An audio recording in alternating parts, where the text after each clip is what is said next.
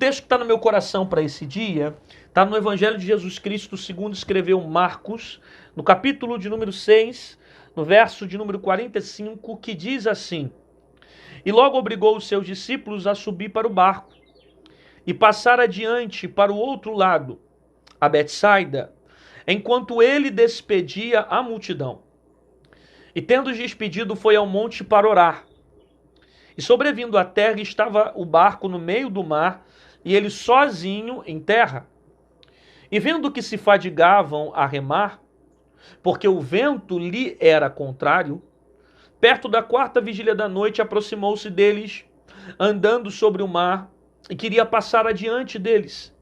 Mas quando eles o viram andar sobre o mar, pensaram, era um fantasma, e deram grandes gritos. E porque todos o viram e perturbaram-se, mas logo falou com eles e disse-lhe: Tende bom ânimo, sou eu, não temais. Nós estamos aqui diante de um texto onde nós estamos vendo aqui a autoridade, o poder que Jesus demonstrou ter.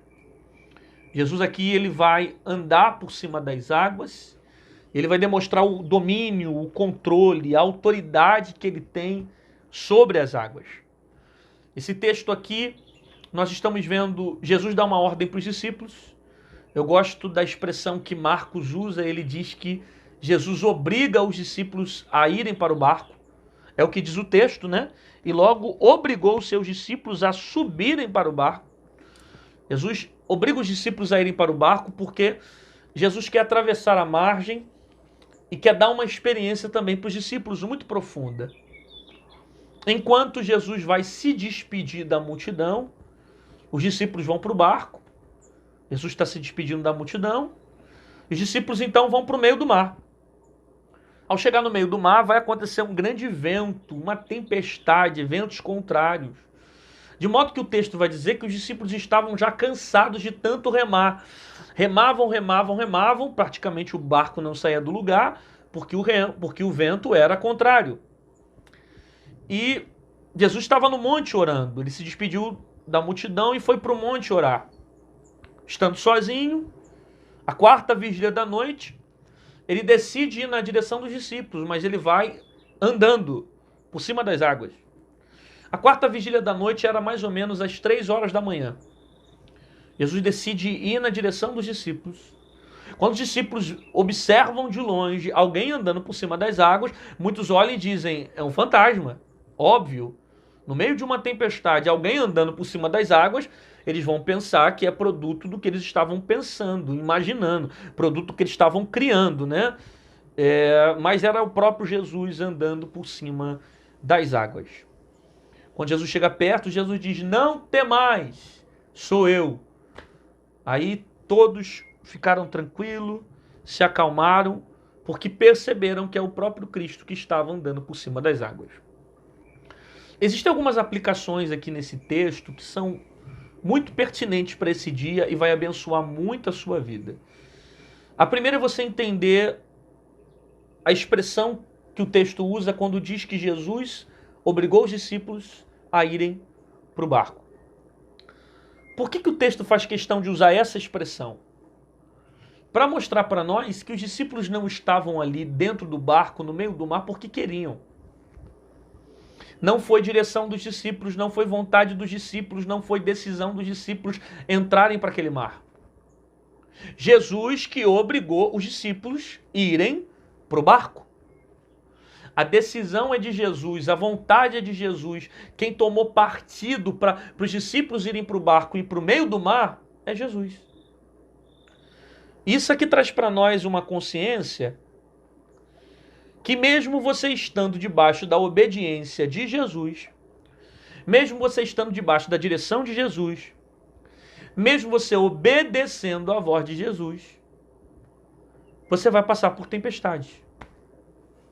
Esse texto deixa claro para nós que o fato de você obedecer a Cristo não significa que você não vai passar por ventos contrários. Não significa que você não vai passar por tempestades, que você não vai passar por aflições, que você não vai passar por dificuldades. Perceba, eles estão no barco porque Jesus mandou. Eles estão no barco porque Jesus deu ordem para os discípulos irem para o barco. Jesus obriga os discípulos a irem para o barco. Não foi decisão dos discípulos, foi Jesus que disse, vai para o barco. Jesus ordenou eles irem para o barco. E eles estão sofrendo ali uma tempestade por causa do direcionamento de Jesus. Agora entenda, uma coisa é você entrar numa tempestade que você mesmo criou. Uma coisa é você entrar num vendaval que você mesmo construiu. Uma coisa é você entrar num problema que está sendo provocado por uma ação maligna, de repente pelo diabo, por demônios. Outra coisa é o próprio Deus dizendo, vai. Não é você que quis entrar nesse vento, não é o diabo que te colocou nesse vento. Foi o próprio Jesus que disse, vai. Aí você pensa, Jesus mandou eu ir, agora eu estou passando por uma tempestade. Agarre essa palavra, fica nessa palavra. Por quê? Porque por mais que tenha tempestade, se Jesus mandou você ir e você decidiu obedecer, pode ficar tranquilo, o barco não vai afundar. Pode levantar vento, pode levantar tempestade, pode vir bicho no mar, pode vir peixe no mar, pode vir levantar tudo contra a tua vida. Teu barco não afunda. Não afunda não é porque você é bom, não afunda porque você está debaixo da palavra de Jesus. E como você está em obediência, Ele garante o teu barco. Ter Jesus no barco não significa ausência de tempestade. Obedecer à voz de Jesus não significa ausência de tempestade. Mas Ele é a garantia que o seu barco não vai afundar. Pode ficar tranquilo. Você está passando por um vento porque você decidiu obedecer. Você está passando por uma crise porque você decidiu obedecer. Você está engolindo sapo todo dia no trabalho porque você decidiu ficar debaixo da direção de Deus. Teu barco não vai afundar. Não vai afundar porque você está obedecendo à voz dele. Ah, pastor, então por que mesmo estando debaixo de obediência o vento sopra? É simples. É porque ele quer aumentar o teu nível de experiência. Ele não quer que você passe a vida inteira ouvindo falar apenas de um Jesus de teoria. Ele quer que você o conheça na prática. Como é que você vai conhecer um Deus que acalma a tempestade se não tiver tempestade? Como é que você vai conhecer um Deus que te cura se você não ficar doente? Como é que você vai conhecer um Deus que te salva se você não precisar de socorro? Você está entendendo que Ele quer te dar uma experiência profunda dentro desse processo? E Ele quer marcar você diante dessa crise que você está vivendo. Pode ter certeza, Deus vai te surpreender. Por quê? Porque você é bom? Não. Porque você está debaixo da palavra de obediência a Ele. E é por causa dessa palavra que Ele vai garantir que o teu barco não vai afundar. A Bíblia diz que Ele é fiel para cumprir a sua palavra. Ele sustenta, Ele guarda, Ele preserva, Ele protege. Ele guarda a sua vida. Jesus obriga os discípulos a irem para o barco. Aí Ele vai se despedir da multidão para ir para o monte orar. Eu estou falando de Jesus.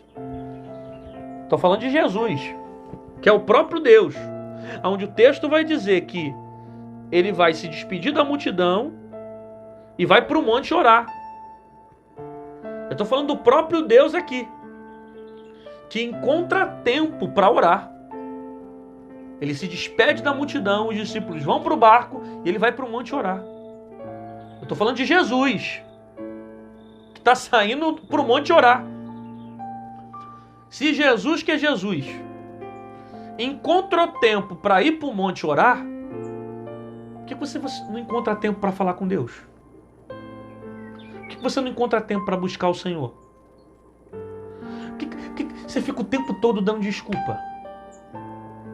Se Jesus, que é Jesus, que teve um tempo sempre ocupado, movimentando a sua vida para cumprir o propósito do Pai, Ele encontra tempo para ir para o monte orar, por que você não consegue encontrar tempo?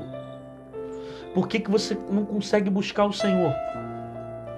Aí a gente passa a entender que o problema nunca foi tempo, mas a sua prioridade. Porque o tempo ele é igual para todo mundo. A questão é a prioridade que você usa dentro do tempo. Aí Deus permite certas coisas acontecerem para que você encontre um jeito de orar. Está na hora de orar. Está na hora de você voltar a clamar. Está na hora de você voltar a usar o teu quarto de oração. Está na hora de você intensificar o teu secreto com Deus, a tua vida com Deus, teu relacionamento com Deus. Se Jesus que é Jesus orou, se Jesus que é Jesus tinha vida de oração, você não tem desculpa para dizer que não tem. Você não tem desculpa para dizer que não vai orar. Aí o texto vai dizer que Jesus, que estava o barco no meio do mar, e Jesus estava sozinho sobre a terra. E vendo que se fadigavam a remar porque o vento lhe era contrário. Olha que interessante isso. Jesus está sozinho na terra. Os discípulos estão no meio do mar. Uma tempestade está entrando naquele ambiente. E o texto afirma para nós que Jesus sozinho estava vendo o quê? Que os discípulos estavam cansados de tanto remar. Isso aqui já conforta muito meu coração. Porque o texto diz que Jesus estava vendo os discípulos cansados de tanto remar. Você entende que Jesus está vendo? Você entende que você não está fazendo força em vão? Você entende que você não está sofrendo em vão? Você entende que você não está padecendo em vão? Jesus está vendo? Não é o seu pai que está vendo, não é teu tio que está vendo, não é teu primo que está vendo, não é alguém da tua empresa que está vendo. Jesus está vendo você cansado de tanto remar. Jesus está vendo o quanto isso sufoca a tua alma. Jesus está vendo o quanto isso inquieta o teu coração. Jesus está vendo o quanto isso te machuca. Jesus está vendo o quanto isso te desespera. Jesus está vendo o quanto isso te fere. Jesus está vendo. Jesus está vendo. Os discípulos cansados de tanto remar, porque o vento é contrário. Tem hora que a gente rema tanto, e parece que o barco não sai do lugar, não é verdade? Tem hora que a gente rema, e parece que a gente não consegue sair do mesmo lugar. Quanto mais a gente se mexe, menos a gente anda. Quanto mais esforço a gente faz, mais a gente se cansa e o barco não sai do lugar. E você se pergunta, o que é que está acontecendo? É simples. Os ventos estão contrários. Você está nadando diante de ventos contrários. Você está remando diante de ventos contrários.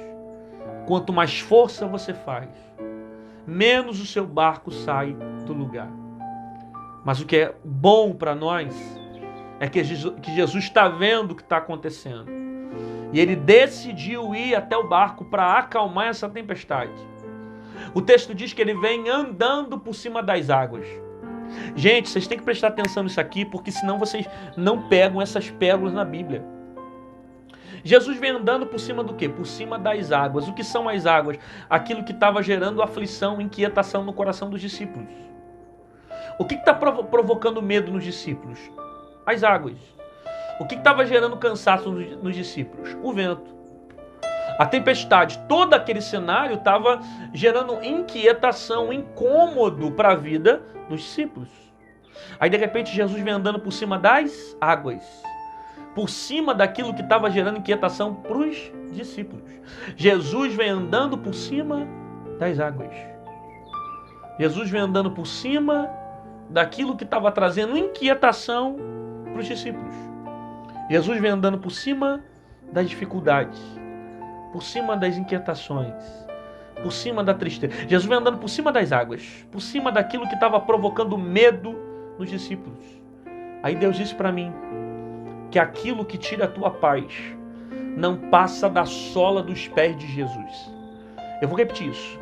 Aquilo que tira a tua paz não passa dos pés de Jesus. Teus problemas estão debaixo dos pés de Jesus. Tuas crises estão debaixo dos pés de Jesus. O medo está debaixo dos pés de Jesus. As dificuldades estão debaixo dos pés de Jesus. O sofrimento está debaixo dos pés de Jesus. As tristezas estão debaixo dos pés de Jesus. O deserto está debaixo dos pés de Jesus. O que você está passando está debaixo dos pés de Jesus. Tudo que você passa, toda dor, todo sofrimento, não passa dos pés de Jesus. Aproveita para dizer que você está recebendo essa palavra. Confirma aí nos comentários, escreve aí, testifica essa palavra. As minhas lutas estão debaixo dos pés de Jesus. As minhas tristezas estão debaixo dos pés de Jesus. A minha tempestade não é maior que Jesus. Jesus é maior que a dor. Jesus é maior que a tempestade. Declara isso nesse comentário. Jesus é maior que as dificuldades. Jesus é maior que as crises. Jesus é maior que os ventos que estão vindo me cercar. Jesus é maior. Não temas. Jesus passa por cima das águas. Ele vai na direção dos discípulos. Ele diz: não temais, sou eu. Quando ele fala isso, os discípulos que estavam desesperados se acalmam, ficam tranquilos. Por quê?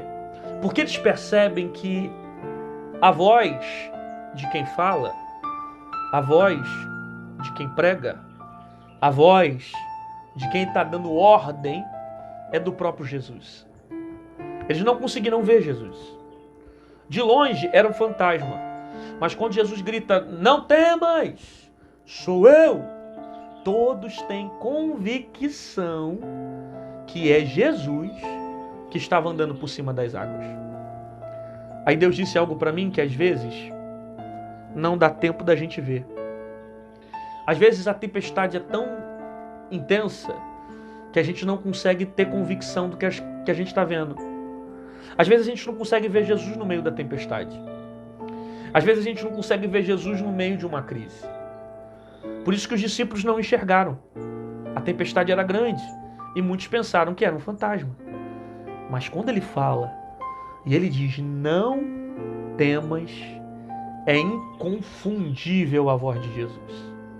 Aí Deus falou comigo que quando não dá para ver no meio de uma tempestade, dá para ouvi-lo no meio dos ventos. Não dá para ver, mas dá para ouvir. Você pode não ver Jesus no meio dessa crise, mas você está ouvindo a voz dele no meio dessa crise. Você pode não ver Jesus no meio desse vento, mas você está ouvindo Jesus no meio desse vento. Você pode não ver Jesus no meio dessa humilhação, desse sofrimento, dessa perseguição que você está passando, mas você está ouvindo Jesus. Quando não dá para ver, dá para ouvir. E a voz dele vem na tua direção dizendo: não temas, sou eu. Você sabe quantas vezes existe a palavra não temas na Bíblia? Segundo alguns historiadores, dizem que a palavra não temas na Bíblia, ela possui 365 vezes. No mínimo, 365 vezes. Quantos dias nós temos no ano? 365. Para cada dia do ano, tem um versículo da Bíblia dizendo para você: não temas, não temas, não temas, não temas, não temas, sou eu. Deus está contigo. Se foi Ele que te deu ordem para atravessar o mar, fica tranquilo. Ele vai garantir você nessa tempestade.